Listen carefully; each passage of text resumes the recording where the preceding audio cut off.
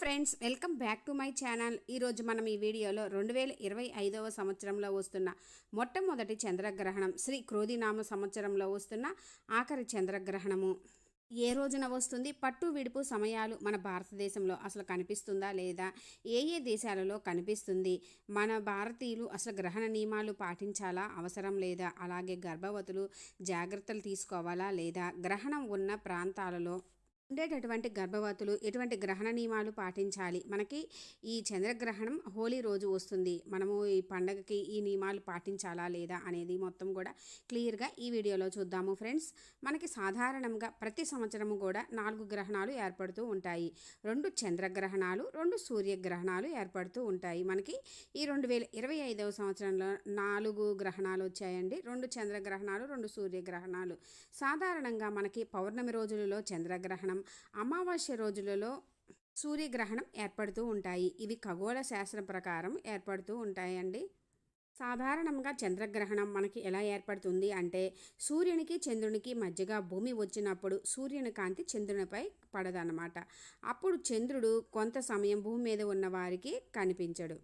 దీనినే మనము చంద్రగ్రహణం అంటాము. 2025వ సంవత్సరంలో వస్తున్న మొట్టమొదటి చంద్రగ్రహణం మనకి 2025వ సంవత్సరము మార్చి 14వ తేదీ శుక్రవారం రోజు, ఫాల్గుణ మాసంలో శుక్లపక్షంలో వచ్చే పౌర్ణమి తిథి రోజు మనకి ఈ చంద్రగ్రహణం ఏర్పడనుంది. ఈ గ్రహణం కేతుగ్రస్త సంపూర్ణ చంద్రగ్రహణంగా ఏర్పడుతుంది.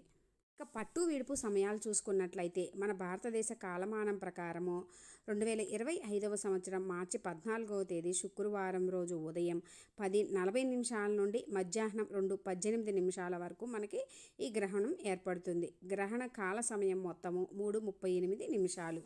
అంటే మనకి పట్టు విడుపు సమయాలు చూడంగానే మనందరికీ అర్థమైపోయి ఉంటుంది. మన భారతదేశంలో అసలు ఆ సమయంలో మనకి చంద్రభగవానుడే అసలు కనిపించడు. ఇంకా ఆ టైంలో చంద్రభగవానుడు లేనప్పుడు ఇంకా మనకి చంద్రగ్రహణం ఎలా ఏర్పడుతుంది చెప్పండి ఫ్రెండ్స్. అంటే మన భారతదేశంలో మనకి ఈ చంద్రగ్రహణం అసలు కనిపించదు, అసలు లేదన్నమాట. అంటే ఆ టైంలో అసలు చంద్రభగవానుడే కనిపించినప్పుడు ఇంకా గ్రహణం ఎలా వస్తుంది చెప్పండి ఫ్రెండ్స్. కాబట్టి భారతీయులు, మన భారతదేశంలో ఉండే ప్రజలు ఎవరు కూడా ఈ గ్రహణ నియమాలు ఏమీ పాటించని అవసరం లేదని మన పండితులు చెబుతున్నారు.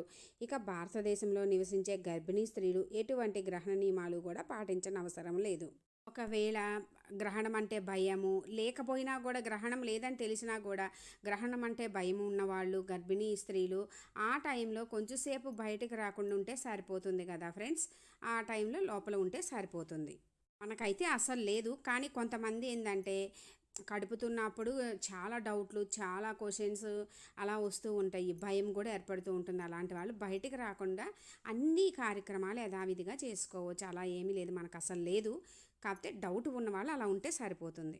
కొంతమందికి గ్రహణం లేకపోయినా కూడా ఆ భయం ఉంటుందండి, అందుకని చెప్తున్నా అంతవరకే. మనకు అసలు గ్రహణమే లేదు కాబట్టి హోలీ పర్వదినం కూడా మన భారతీయులు ఎటువంటి గ్రహణ నియమాలు లేవు కాబట్టి ఎటువంటి సందేహం లేకుండా చక్కగా చేసుకోవచ్చు. ఇక హోలీ పూర్ణిమ రోజు చేసుకునే లక్ష్మీ పూజలు, ఇవి పూజలు అన్నీ కూడా నిరభ్యంతరంగా చేసుకోవచ్చు. ఇక గ్రహణం కనిపించేటటువంటి ప్రదేశాలు ఆస్ట్రేలియాలోని కొన్ని ప్రాంతాలలో, ఇంకా యూరోప్లోని అనేక ప్రాంతాలలో, ఆఫ్రికా, ఉత్తర అమెరికా, దక్షిణ అమెరికా, పసిఫిక్, అట్లాంటిక్, ఆర్కిటిక్ మహాసముద్రము, తూర్పు ఆసియా మొదలగు ప్రాంతాలలో మాత్రం ఈ గ్రహణం కనిపిస్తుంది. గ్రహణం కనిపించే ప్రాంతాల్లో ఉన్నటువంటి గర్భవతులు కానీ, మన భారతీయులు ఉంటారు కదండి, ప్రెగ్నెంట్ లేడీస్, అలాంటి వాళ్ళు కానీ ఈ గ్రహణ నియమాలు తప్పక పాటించాలి. ముఖ్యంగా అక్కడ వాళ్ళకి నైట్ టైం కాబట్టి బయటికి రాకుండా చిన్న చిన్న జాగ్రత్తలు పాటిస్తే తల్లికి బిడ్డకి కూడా మంచిది. ప్రెగ్నెంట్ లేడీస్ ఎటువంటి జాగ్రత్తలు తీసుకోవాలి గ్రహణం ఉన్న ప్రాంతాలలో వాళ్ళు అనేది క్లియర్గా నేను వీడియో అప్లోడ్ చేస్తాను ఫ్రెండ్స్. అది ఇంట్రెస్ట్ ఉంటే డిస్క్రిప్షన్ అండ్ స్క్రీన్స్లో ఇస్తాను, విజిట్ చేయండి. నా ఈ వీడియో మీకు కొంచెమైనా యూజ్ అయినట్లు అనిపిస్తే లైక్ చేయండి, షేర్ చేయండి, కామెంట్ చేయండి, సబ్స్క్రైబ్ చేసుకోండి. పక్కనే ఉన్న బెల్ ఐకాన్ క్లిక్ చేసినట్లయితే నేను అప్లోడ్ చేసిన ప్రతి వీడియో కూడా మీకు నోటిఫికేషన్ వస్తుంది ఫ్రెండ్స్. గ్రహణ సమయాలలో ప్రెగ్నెంట్ లేడీస్ చిన్న చిన్న జాగ్రత్తలు పాటిస్తూ పండంటి బిడ్డకు జన్మనివ్వాలని కోరుకుంటున్నాను ఫ్రెండ్స్. Thanks for watching.